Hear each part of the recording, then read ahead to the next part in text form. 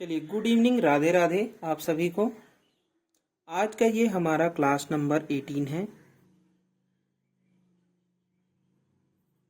ठीक है, class number 18 में हम पढ़ने वाले हैं एक और व्यवहारवादी मनोवैज्ञानिक एडविन गुथरी के बारे में। देखिए, एडविन गुथरी, इनका पूरा नाम क्या है? एडविन गुथरी का पूरा नाम है एडविन रे गुथरी। ठीक है, बीच में केवल रे आएगा, तो एडविन रे गुथरी इनका पूरा नाम है। ये कहाँ के रहने वाले हैं? तो अमेरिका के रहने वाले मनोवैज्ञानिक हैं। देखिए, एडविन गुथरी कहाँ के निवासी हैं?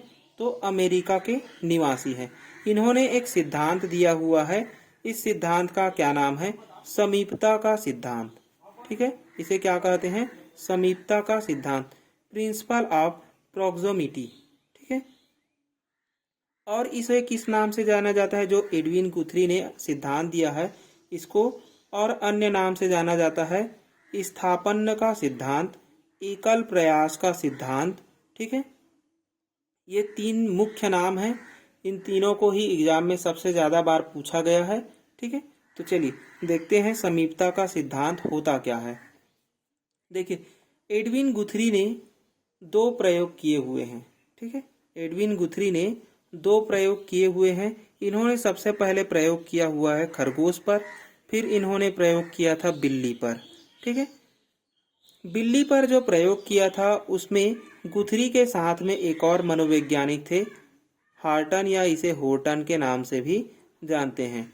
ठीक है, चलिए देखिए, इस सिद्धांत में इन्होंने क्या किया? जो समीपता का सिद्धांत है, गुथरी ने इस सिद्धांत में उद्दीपक और अनुक्रिया, उद्दीपक यानी कि कोई भी वस्तु है ना, जिस लक्ष्य को हमें चाहिए वो लक्ष्य क्या कहलाएगा? उद्दीपक कहलाएगा। और उस लक्ष्य के प्रति हम जो भी क्रियाएं कर रहे हैं उसी को हम क्या कर रहे हैं? रिस्पॉन्स कर रहे हैं। तो उद्दीपक और अनुक्रिया के मध्य क्या किया इन्होंने? संबंध स्थापित करने पर बल दिया हुआ है। ठीक है, जैसे कि हमने थॉर्नडाइक पर देखा है, स्किनर पर देखा है ना, उसी प्रकार एडविन गुथरी भी है। ठीक है, इन्होंने भी क्या किया है?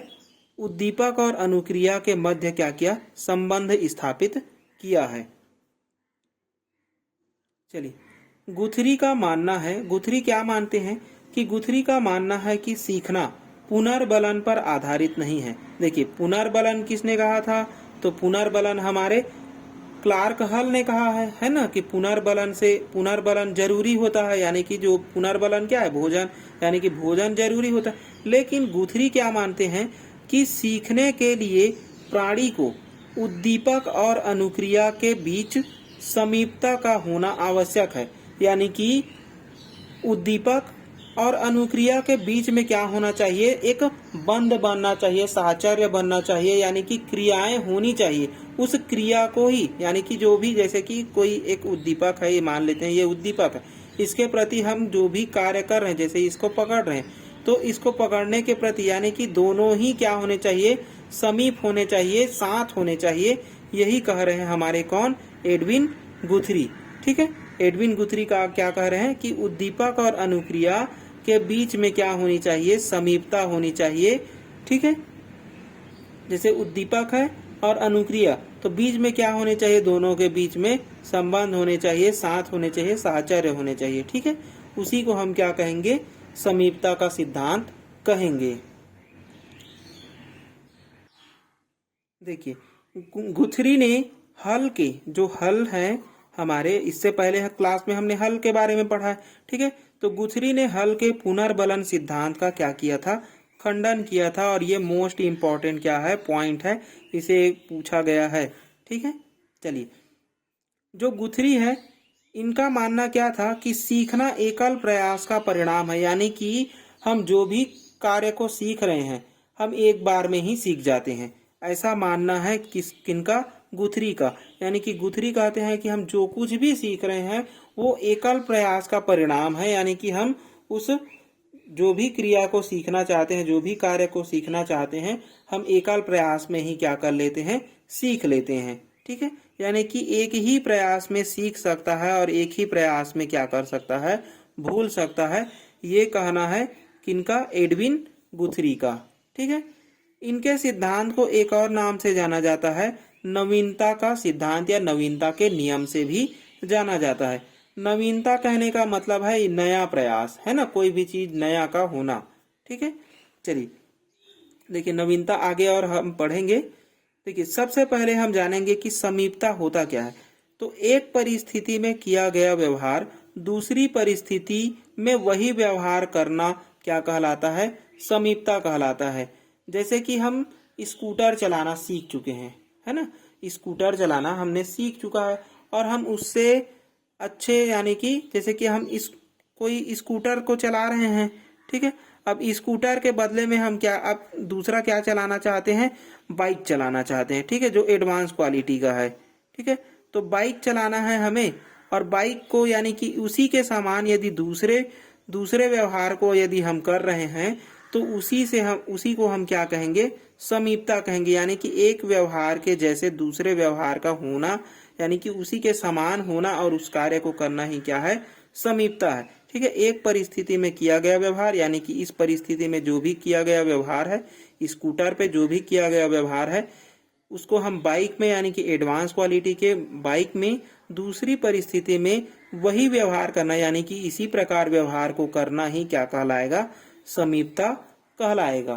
ठीक है, तो इसीलिए कहा गया है कि उद्दीपक के साथ साथ जो क्रिया कर रहे हैं तो समीपता का होना आवश्यक है। ठीक है, कौन कहते हैं, हमारे एडविन गुथरी। ठीक है, देखिए नवीनता का नियम क्या है। नवीनता का नियम यानी कि नवीनता के नियम पर ही इन्होंने क्या किया था, बिल्ली प्रयोग किया हुआ है।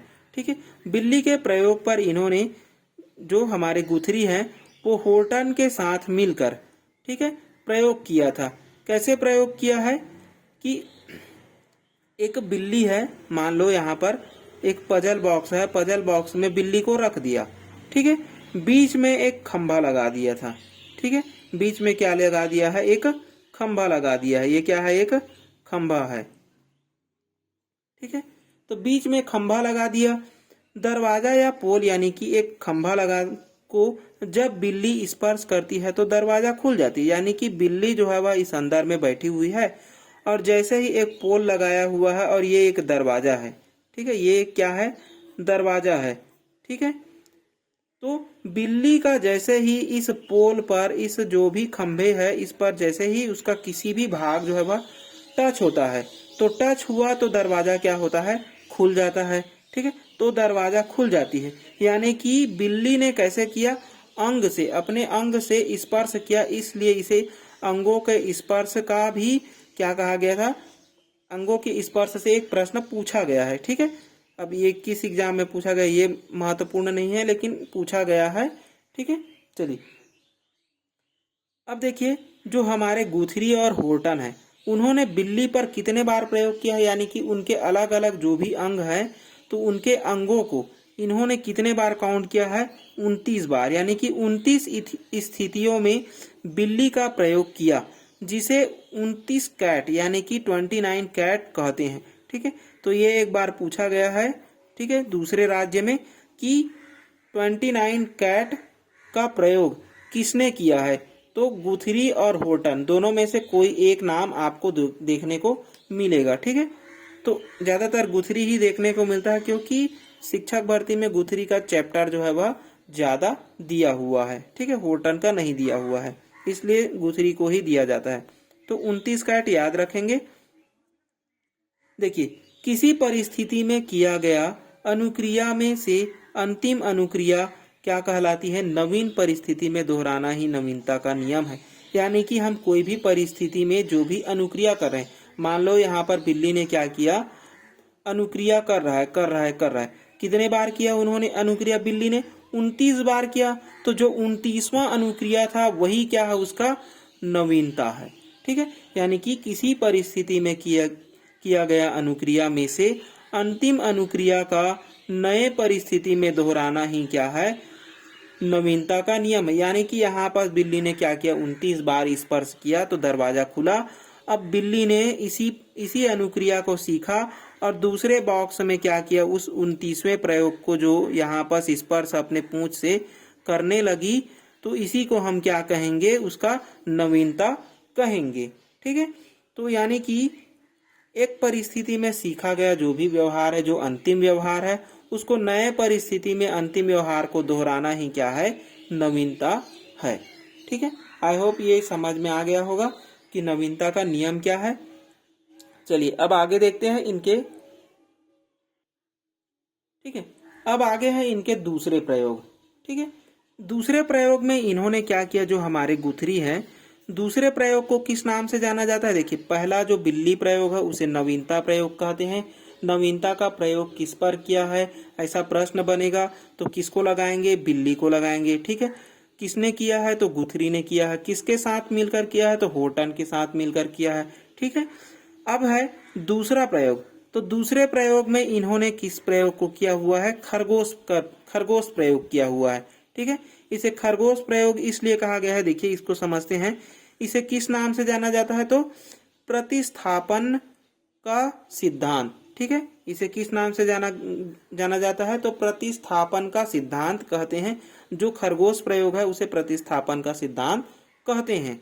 ठीक है, इसमें क्या होता है, किसी अनुक्रिया यानी कि जो भी रिस्पॉन्स कर रहा है, किसी अनुक्रिया का उद्दीपक जो स्टिमुलस है के प्रति करना तथा उसी अनुक्रिया का दूसरे उद्दीपक के प्रति करना क्या कहलाता है, प्रतिस्थापन कहलाता है।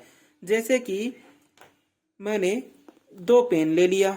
ठीक है, मैंने इस पर जो भी प्रयोग किया है, जो भी कार्य किया है, वही कार्य मैं इस दूसरे पेन पर करता हूं तो क्या कहलाएगा, प्रतिस्थापन कहलाएगा। यानी कि इस पर जो भी कार्य किया हूं वो दूसरे वाले पेन पर मैं कर रहा हूं तो ये क्या कहलाएगा, प्रतिस्थापन कहलाएगा। ठीक है, वही लिखा हुआ है कि किसी अनुक्रिया का किसी उद्दीपक यानी कि इस उद्दीपक के प्रति करना तथा उसी अनुक्रिया को यानी कि इस उद्दीपक के प्रति मैंने जो कार्य किया उसी अनुक्रिया को इस उद्दीपक के प्रति भी कर रहा हूं तो क्या कहलाएगा, जो भी मैं क्रिया किया हूं वो प्रतिस्थापित किया हूं। ठीक है, तो प्रतिस्थापन कहलाएगा। ठीक है, तो वही किया है खरगोश पर गुथरी ने। ठीक है, इसमें उन्होंने क्या किया, एक बालक लिया और बालक को देखा। बालक का क्या नाम था, पीटर। ठीक है, पीटर जो था वो बैठा था, है ना, और एक मैडम थी जोन्स। ठीक, जोन्स आती है उसके कमरे में तो क्या करता है, ये जो बालक है जोन्स को देखकर हंसता है। ठीक है, जोन्स को देखकर जैसे ही बालक हंसा, और यही मतलब कि जो भी मुस्कान, जो भी हंसा, उसी हंसना को उसने खरगोश पर भी किया। ठीक है, तो यानी कि जो हंसना है, जो व्यवहार हंसना है, वो जोन्स के प्रति भी किया और वही हंसना उसने खरगोश पर भी किया। तो खरगोश पर जो किया वो क्या हो गया, उसका व्यवहार जो है वह प्रतिस्थापित हो गया। तो यही क्या है, प्रतिस्थापन का सिद्धांत है। ठीक है, तो इसी को क्या कहा गया, खरगोश प्रयोग कहा गया है। ठीक है, चलिए अब है जहां से जो हमारे एडविन गुथरी है, इनके सबसे ज्यादा प्रश्न जो है वह यहाँ से आते हैं, आदत निर्माण विधि से। ठीक है, देखिए आदत निर्माण की विधि क्या होती है। आदत निर्माण की विधि के लिए इन्होंने 4 महत्वपूर्ण विधियां बताई है, या फिर फैक्ट बोल सकते हैं। ठीक है, तो 4 महत्वपूर्ण फैक्ट क्या क्या हैं। तो सबसे पहले आदत निर्माण के लिए एक देहरी विधि बताई। देहरी विधि या इसी को सीमा विधि कहते हैं। यानी कि देखिए, देहरी या सीमा क्या है, किसी उद्दीपक को देखकर, यानी कि हम इस जैसे कि हमने कोई भी उद्दीपक है उसको देखा तो अवांछित क्रिया उत्पन्न हो तो उद्दीपक की गति कम करना ही क्या है, देहरी विधि है। देखिए, देहरी विधि या सीमा विधि क्या है, जैसे कि कोई बालक है कक्षा में। ठीक, कक्षा में एक बालक इस प्रकार से बैठा है कि उसको यहाँ से जो खिड़की है वो तेज रोशनी इस पर पड़ रही है बालक पर, और बालक जो है वह बार बार अपने जो भी पढ़ाई कार्य है उससे विचलित हो रहा है। अब शिक्षक ने क्या किया, यहाँ पर पर्दा लगवा दिया, है ना। तो पर्दा लगवा दिया तो क्या हो गया, प्रकाश की मात्रा जो है वह कम हो गई। ठीक है, कक्षा में प्रकाश तो चाहिए ही, लेकिन कम कर दिया प्रकाश की मात्रा को। तो प्रकाश की मात्रा को कम करना क्या हो गया, उसकी देहरी हो गई। ठीक है, यानी कि किसी उद्दीपक को देखकर, यानी कि ये बालक जो है वह इस उद्दीपक को देखा, प्रकाश को देखा, और अवांछित क्रिया को दर्शा रहा है, यानी कि अपने कार्य से भटक रहा है है ना। तो उद्दीपक की जो गति है यानी कि जो प्रकाश की गति है उसको कम करना ही क्या कहलाएगा, हमारी देहरी कहलाएगा। ठीक है, सीमा कहलाएगा। यानी कि कोई अवांछित क्रिया है, अवांछित उद्दीपक है जो हमारे लिए ये उपयोगी नहीं है, उसको कम करना, उसके प्रभाव को कम कर देना ही क्या कहलाता है, देहरी कहलाता है, सीमा कहलाता है। ठीक है, तो देहरी मतलब क्या है, सीमा है, प्रभाव को कम करना, किसी उद्दीपक के प्रभाव को कम करना। ठीक है, दूसरा बताया आदत निर्माण के लिए थकान विधि। देखिए, थकान विधि को समझाने के लिए इन्होंने एक उदाहरण दिया था। ठीक है, इसमें क्या था कि एक बच्चा था जो कि क्या करता था कि एक बार उसने माचिस को जलाया। ठीक है, तो माचिस को जलाया तो उसको अच्छा लगा, है ना। तो उसने क्या किया, फिर से एक माचिस और जला दिया। ऐसे ही करते करते उसने तीली को बार बार क्या किया, जलाता गया, है ना। उसकी मम्मी उसको डांट दी, तो कुछ देर तक नहीं जलाया, फिर उसको उस क्रिया को उसने फिर से दोहराने लगा, फिर से माचिस जलाने लगा, है ना। फिर क्या किया, उसकी मम्मी ने 4-5 माचिस लाके रख दिया उसको, ले पूरे सबको जला डाल। फिर क्या किया, बालक जो है वह एक डिब्बे को, 2 डिब्बे को, फिर 3 डिब्बे को, ज्यादा से ज्यादा 4 डिब्बे को जलाया। फिर क्या हो गया, उसमें थकान आ गई। यानी कि एक ही क्रिया को बार बार दोहराने से क्या आ जाती है, थकान आ जाती है। फिर उसकी मम्मी ने और 5 माचिस ला के दिया कि इसको भी जला, तू जला मतलब जला। तो उसने क्या किया, बालक ने नहीं नहीं मैं अब बस मैं थक गया हूं। फिर उसने क्या किया, उसने उसके बाद में कभी भी माचिस को हाथ नहीं लगाया। ठीक, यानी कि एक ही क्रिया को बार बार दोहराने से क्या हो जाती है, हमें थकान आ जाती है। ठीक, अगला है तीसरा पॉइंट, असंगत उद्दीपक। असंगत उद्दीपक कहने का मतलब है कि किसी उद्दीपक के साथ साथ एक दूसरा उद्दीपक चल रहा है। जिस उद्दीपक से ध्यान हटता है तो उस उद्दीपक को दूर करने के लिए रुचिकर उद्दीपक का प्रयोग करना क्या कहलाएगा, असंगत उद्दीपक कहलाएगा। जैसे कि आप पढ़ाई कर रहे हैं और आपको किसी कारणवश डिस्टर्ब हो रहा है, जैसे कि बाहर से गाड़ी की आवाज आ रही है। ठीक है, तो गाड़ी की आवाज को कम करने के लिए आप क्या करेंगे, आप अपने ध्यान को एकत्रित कर सकते हैं, है ना। उस उद्दीपक से हटने के लिए, जो भी बाइक की आवाज है, गाड़ी की आवाज है, उससे हटने के लिए आप दूसरे उद्दीपक का सहारा लेंगे और ध्यान को हटाएंगे। तो क्या कहलाएगा, असंगत उद्दीपक कौन है, वो जो बाइक की आवाज है, पे पे पो पो कर रही है, वो क्या है, हमारी असंगत उद्दीपक है। तो उसको हटाना जरूरी है ना, तभी तो हम ध्यान मग्न होंगे। तो जिस उद्दीपक से ध्यान हटता है, यानी कि जो पोपो पोपो कर रहा है ना, वो क्या हमारी असंगत उद्दीपक है। ठीक है, तो उस उद्दीपक को दूर करने के लिए रुचिकर उद्दीपक का हम प्रयोग करते हैं। ठीक है, यानी कि असंगत उद्दीपक क्या है, गाड़ी की आवाज है। ठीक, चलिए चौथा महत्वपूर्ण पॉइंट, चलिए चौथा नहीं है ना, 3 ही महत्वपूर्ण बिंदु बताए थे। तो गुथरी ने कितने आदत निर्माण के कितने पॉइंट बताए हैं, तो 3 पॉइंट बताए हैं। क्या क्या बताए हैं, तो याद रखेंगे। एक बताया था उन्होंने देहरी विधि, जिसे हम सीमा विधि के नाम से भी जानते हैं। दूसरा है थकान विधि। ठीक है, और तीसरा क्या था, तो तीसरा है असंगत उद्दीपक। ठीक है, तो 3 बताया है, एक देहरी, दूसरा है सीमा, देहरी और सीमा हो गया पहला, दूसरा था हमारा आदत के लिए थकान, है ना, और तीसरा है हमारा आदत के लिए असंगत उद्दीपक। ठीक है, तो ये 3 आदत निर्माण के महत्वपूर्ण बिंदु बताए हैं। कौन, हमारे एडविन गुथरी साहब। ठीक है, एडविन गुथरी ने सिद्धांत के बाद में एक कथन बताया कि उत्तेजक प्रतिमान किसी प्रतिक्रिया के समान क्रियाशील है। यानी कि जो उत्तेजक है, उद्दीपक है, प्रतिमान है ना, किसी प्रतिक्रिया यानी जो भी हम रिस्पॉन्स कर रहे हैं के समान क्रियाशील है। यदि वह दोबारा हो तो उस प्रतिक्रिया को पुनः उत्पादित रखने की योग्यता रखती है। यानी कि कोई भी उद्दीपक है, अगर उसको हम कर चुके हैं, है ना, क्रियाशील रख चुके हैं, तो दोबारा हम यदि कोई क्रिया कर रहे हैं तो वो उद्दीपक ऑटोमेटिक ही आ जाता है ना। तो यही कहना है उनका। ठीक है, चलिए, तो ये था हमारा एडविन गुथरी का समीपता का सिद्धांत। ठीक है, यहाँ से आपको एक प्रश्न एग्जाम में देखने को मिल जाता है।